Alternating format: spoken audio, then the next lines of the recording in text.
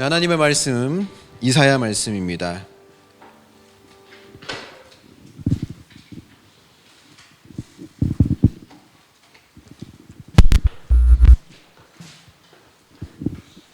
이사야 58장 1절에서 12절 말씀인데요.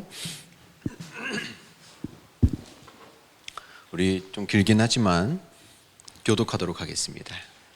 이사야 58장 1절에서 12절까지 말씀입니다. 크게 외치라, 목소리를 아끼지 말라. 내 목소리를 나팔같이 높여 내 백성에게 그들의 허물을, 야곱의 집에 그들의 죄를 알리라.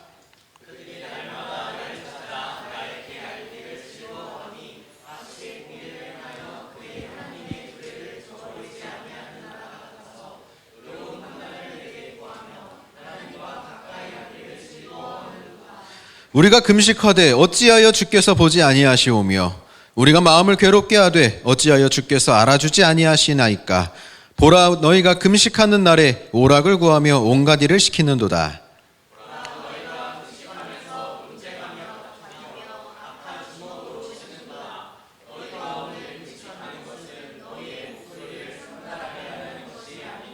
이것이 어찌 내가 기뻐하는 금식이 되겠으며 이것이 어찌 사람이 자기의 마음을 괴롭게 하는 날이 되겠느냐. 그의 머리를 갈대같이 숙이고 굵은 배와 재를 펴는 것을 어찌 금식이라 하겠으며 여호와께 연락될 날이라 하겠느냐.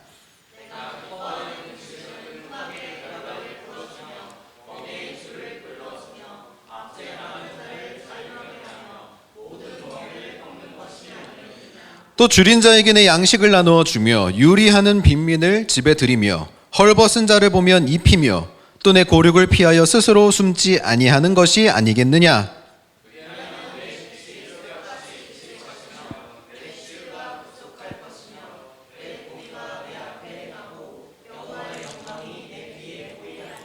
내가 부를 때에는 나 여호와가 응답하겠고 내가 부르짖을 때에는 내가 여기 있다 하리라. 만일 내가 너희 중에서 멍에와 손가락질과 허망한 말을 제하여 버리고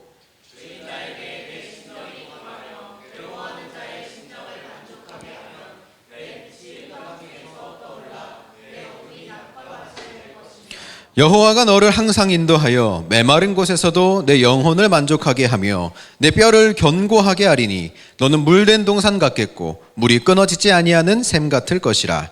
내게서 날 자들이 오래 황폐된 것들을 다시 세울 것이며 너는 역대에 파괴된 기초를 쌓으리니 너를 일컬어 무너진 데를 보수하는 자라 할 것이며 길을 수축하여 거할 곳이 되게 하는 자라 하리라. 아멘. 할렐루야. 반갑습니다. 여러분들은 여러분들의 경건에 대해서 어떻게 생각하고 계십니까? 여러분들 스스로 나는 그래도 경건함이 있습니다 라고 할 만한 어떤 그 자평을 하고 계십니까? 할렐루야. 네. 우리는 경건이라고 하는 문제에 대해서 참 어렵게 생각할 때가 있습니다. 그리고 그것은 사실 정말 쉬운 문제는 아닙니다. 왜냐하면 이 경건이라고 하는 것이요, 정말 어렵거든요. 왜냐하면 내 삶을 하루를 돌아봤을 때에 내가 정말 하나님만 온전히 바라고 살았던 적이 있던가? 아니면 내가 정말 하나님께서 말씀하시는 그 정말 작은 악까지, 사소한 것까지도 버리라고 하셨는데 그 사소한 악까지도 나는 버리고 있을까? 라고 하는 문제에서 우리를 돌이켜보면 사실은 우리가 자유롭지 않다라는 거죠. 그러니까 어떻습니까? 우리가 날마다 나는 경건해야 되는데, 나는 거룩해야 되는데 내가 그러지 못하는 것 같은 우리는 그런 생각 속에 빠질 때가 있다라고 하는 겁니다. 근데 더 큰 문제는 뭔지 아십니까? 우리가 그렇게 겸손하면 그나마 나은데 겸손하지 않을 때 그렇습니다. 문제가 생깁니다. 무슨 문제냐면 이 정도면 난 경건한데, 이 정도면 나 하나님 잘 찾고 있는 것 같은데, 이 정도면 하나님 앞에 내가 교제를 잘 하고 있는 것 같은데 라고 하는 그런 생각에 빠질 때 우리는 어떤 문제에 빠질 수 있다라고 하는 것이죠. 사실 오늘 이 본문의 말씀이 그런 말씀입니다. 이사야에서 가장 문제가 되는 게 뭐였습니까? 그 당시의 현세적인 삶에서 가장 문제가 되는 건 다른 건 아니었습니다. 그 북이스라엘을 멸망시킨 아수르가 남유다도 이제 멸망시키려고 내려오고 있는 겁니다. 근데 우리가 이사야서를 통해서 확인했던 건 무엇입니까? 히스기야 왕 때에 히스기야 왕이 하나님 앞에 온전히 기도함으로, 간구함으로 말미암아 18만 5천 명의 대군이 하룻밤에 전멸했다라고 하는 것이죠. 이게 굉장히 놀라운 일이거든요. 근데 더 놀라운 일은 뭐냐?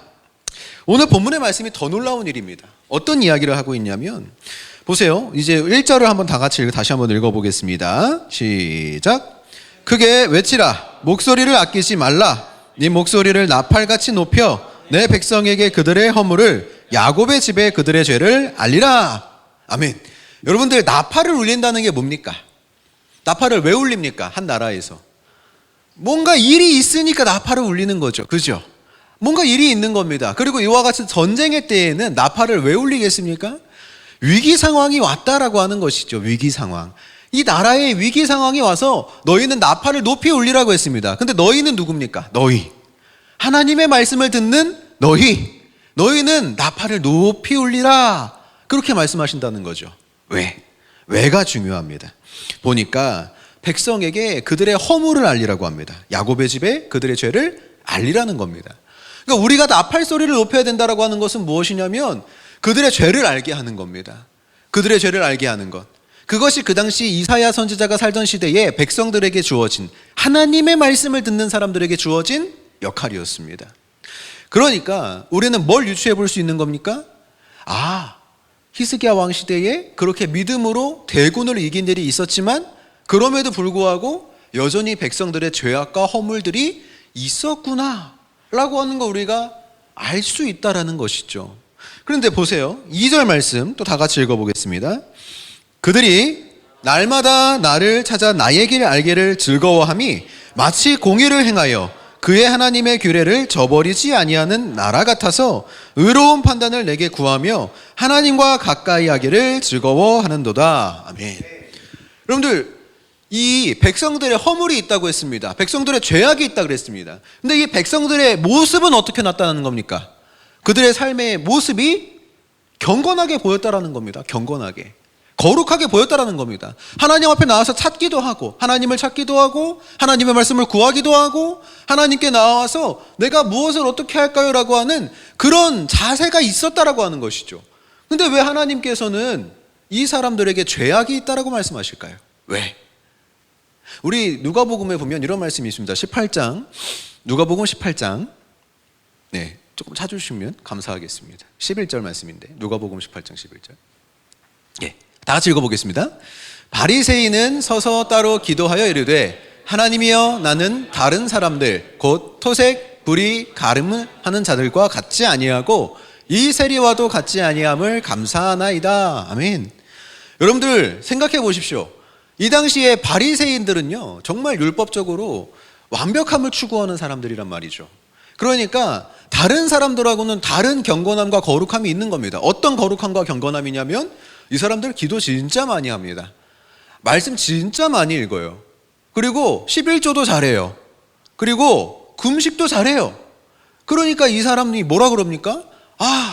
하나님, 내가 옆에 있는 이 사람처럼 불의, 토색, 간음하지 않음을 감사합니다. 옆에 있는 이 세리처럼 되지 않음을 감사합니다. 그 감사한단 말이죠. 여러분들에겐 그런 감사 있습니까? 그런 감사라도 있습니까? 내가 이렇게 그래도 의로움을 지키려고 산다라고 하는 그런 감사가 있습니까? 그렇다고 한다면 버리시기 바랍니다. 그것은 우리에게 옳지 않은 감사입니다. 왜 그렇습니까? 이 감사는요, 나의 의를 드러내는 감사이기 때문에 그렇습니다. 나의 의. 내가 오늘 살아가는 동안에 죄를 짓지 않았습니다. 내가 오늘 살아가는 동안에 내가 불의를 참지 않았고, 내가 토색하는 자를 미워했고, 그 간음하는 자를 멸시했습니다. 그러니 하나님, 내가 얼마나 복받은 인생입니까? 그런데 그것이 다른 사람을 낮추는 일로 나타났다면 우리는 그것이 올바른 경건이 아니라는 걸 누구보다도 잘 압니다. 누구보다도 잘 알아요. 그런데 우리가 그런 오류에 빠질 때가 있다라고 하는 것이죠. 오늘 그래서 본문 3절 4절 말씀 다 같이 한번 또 읽어보겠습니다. 우리가 금식하되 어찌하여 주께서 보지 아니하시오며 우리가 마음을 괴롭게 하되 어찌하여 주께서 알아주지 아니하시나이까. 보라, 너희가 금식하는 날에 오락을 구하며 온갖 일을 시키는도다. 보라, 너희가 금식하면서 논쟁하며 다투며 악한 주먹으로 치는도다. 너희가 오늘 금식하는 것은 너희의 목소리를 상달하게 하려는 것이 아니니라. 아멘. 여러분들, 아까 바리새인들은요, 정말 금식의 스페셜리스트들입니다. 특별한 사람들이에요. 왜냐하면 일주일에 시간을 정해서 날마다 금식하는 사람들입니다. 근데 얼마나 사람들이 보기에 이 사람들이 대단해 보이겠어요. 날마다 그 자리에 항상 빠짐없이 기도하고 금식하고 그렇게 머리를 풀어 헤치고 죄를 뒤집어 쓰면서 하나님 앞에 날마다 그 의를 구하는 것 같은 삶인데, 하나님께서 받으시는 그 마음이 어떤 마음이라는 겁니까? 본문의 말씀 속에서 이 사람들은 나의 공의는 드러냈을지언정 하나님의 공의는 드러내지 않았다. 하나님의 공의는 드러내지 않았다. 그 말씀을 하시는 거라는 거죠. 그러니까 얼마나 두려운 일입니까? 이 사람들이 하나님 앞에 나와서 내가 금식함으로 말미암아, 기도함으로 말미암아 하나님께 나의 길을 구하고 뜻을 묻고 생각을 정리하는 그 일 가운데 있다고 생각했지만, 그 사람들은 그러지 않았다라는 겁니다. 우리는 어떻습니까? 우리의 경건, 우리의 거룩, 우리의 의로움이라고 하는 것이, 그것이 무엇 때문에 우리의 경건과 거룩과 의를 지키려고 하냐라고 하는 것입니다. 무엇 때문에요? 우리는 그것을 확실히 할 수 있어야 된다는 것입니다. 우리 6절 말씀, 본문 6절 말씀 다 같이 읽어보겠습니다. 네, 다 같이 읽어보시죠. 시작. 내가 기뻐하는 금식은 흉악의 결박을 풀어주며 멍에의 줄을 끌어주며 압제당하는 자를 자유하게 하며 모든 멍에를 꺾는 것이 아니겠느냐. 아멘. 우리의 경건의 모양은, 우리의 거룩의 모습은 어떻게 나타나야 된다고 말씀하십니까? 한마디로 정리하면 이겁니다.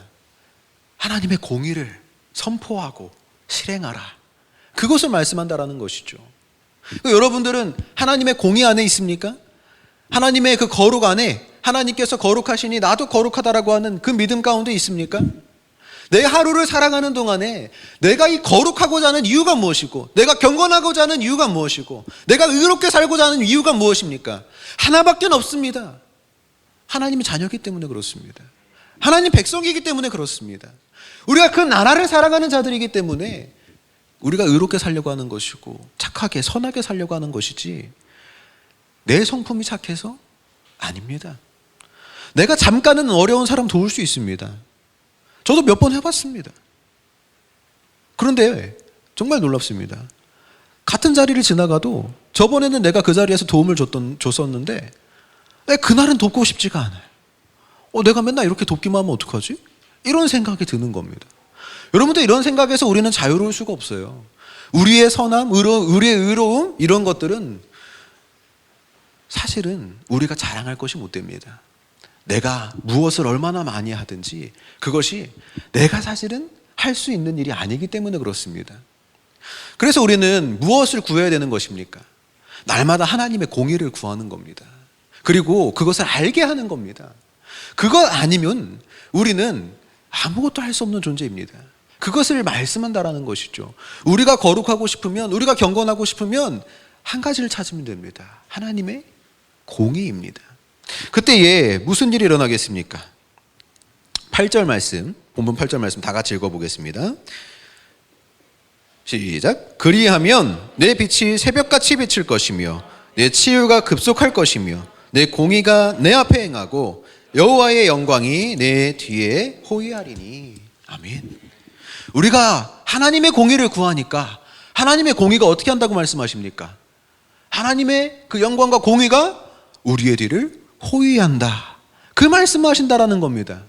여러분, 그래서요, 우리 주님께서는 뭐라고 말씀하셨냐면 누가복음 4장 18절에 19절에 이렇게 말씀하셨는데, 제가 읽어보겠습니다. 주의 성령이 내게 임하셨으니 이는 가난한 자에게 복음을 전하게 하시려고 내게 기름을 부으시고 나를 보내사 포로된 자에게 자유를, 눈먼 자에게 다시 보게 함을 전파하며 눌린 자를 자유롭게 하고 주의 은혜의 해를 전파하게 하려 하심이라 하였더라. 아멘. 우리 주님께서 먼저 본을 보이셨습니다. 어떤 본을 보이셨습니까? 하나님의 공의를 전파하고 실현하는 일에 앞장서셨습니다. 그래서 예수님께서 뭘 말씀하신 겁니까? 모두에게 자유가 있을 것이고 모두에게 평화가 있을 것이고 모두에게 하나님의 공의가 선포되는 놀라운 역사가 있다라는 것입니다. 그 은혜를 우리가 사모한다라고 한다면 우리도 역시 주님과 같이 살 수 있는 은혜가 주어진다라고 하는 것이죠. 그래서 하나님의 공의가 우리의 뒤를 호위하는 인생이 된다, 그것에 대해서 말씀하신다라는 겁니다. 또 한 가지, 오늘 본문에 11절 말씀 또 다 같이 읽어보겠습니다. 11절 말씀 시작. 여호와가 너를 항상 인도하여 메마른 곳에서도 내 영혼을 만족하게 하며 내 뼈를 견고하게 하리니 너는 물된 동산 같겠고 물이 끊어지지 아니하는 샘 같을 것이라. 아멘. 물이 끊어지지 않는 샘 같은 인생입니다. 어떤 인생이요? 우리가 경건의 모양을 찾아갈 때에, 거룩의 그 모습을 찾아갈 때에, 우리가 금식할 때에, 기도할 때에 우리가 하나님의 공의를 찾는 인생이 된다고 한다면 우리는 어떤 인생이 됩니까? 물된 동산 같은 인생이 된다. 그것을 말씀한다라는 거죠. 그 물된 동산 같은 인생이 주님께서 말씀하시기를 뭐라고 말씀하시냐면 이렇게 말씀하셨습니다. 요한복음 7장 38절인데 제가 읽어보겠습니다. 나를 믿는 자는 성경의 이름과 같이 그 배에서 생수의 강이 흘러나오리라 하시니. 우리가 우리의 인생 속에서 왜 생수의 강이 흘러넘치겠습니까? 우리가 주님만 고백하며 살아가는 인생을 살아갈 때에 그렇다라는 겁니다. 주님의 그 공의, 주님의 정의, 주님께서 우리에게 보이신 그 삶을 나도 살아가겠노라, 그렇게 믿음으로 고백하고 그렇게 실현하며 살아갈 때에 우리 안에 넘쳐나는 그 주님의 생수의 강이 차고 넘쳐서 우리의 인생 속에 정말 부어주시는 은혜가 있다라고 하는 것이죠. 근데 그 부어주시는 은혜가 어떤 것입니까? 여러분들 주님께 받고 싶은 그 축복이 무엇입니까? 우리가 공의를 따라가는 인생이라고 했는데 내 공의를 따라, 내 정의를 따라가는 인생이 아니라 하나님의 공의를 따라가는 인생이라고 했을 때에 우리는 어떤 축복을 받게 되냐는 겁니다. 생명의 강, 생수의 강이 나한테서 흘러나온다라는 게 무슨 의미냐는 것이죠. 본문 12절 말씀 다 같이 읽어보겠습니다. 시작. 내게서 날 자들이 오래 황폐된 곳들을 다시 세울 것이며 너는 역대에 파괴된 기초를 쌓으리니 너를 일컬어 무너진 데를 보수하는 자라 할 것이며 길을 수축하여 거할 곳이 되게 하는 자라 하리라. 아멘. 여러분, 금식과 기도를 거룩하게 살아가고자 하는 사람들, 하나님의 공의를 실현하고자 하는 사람들, 다른 사람을 멸시하고 나의 의를 드러내려고 하는 것이 아니라 그저 하나님의 공의만 드러내고자 하는 그 사람들에게 주시는 은혜, 생수의 강이 흘러넘치는 그 은혜가 무엇이냐? 12절에서 말씀합니다. 하나님의 나라를 살아가는 은혜다. 하나님의 나라를 살아가는 은혜가 있다. 그 말씀한다라는 겁니다. 이것을 사도 바울은요 뭐라고 말씀했냐면 에베소서 2장 11절에 이렇게 말씀했습니다. 제가 읽어보겠습니다.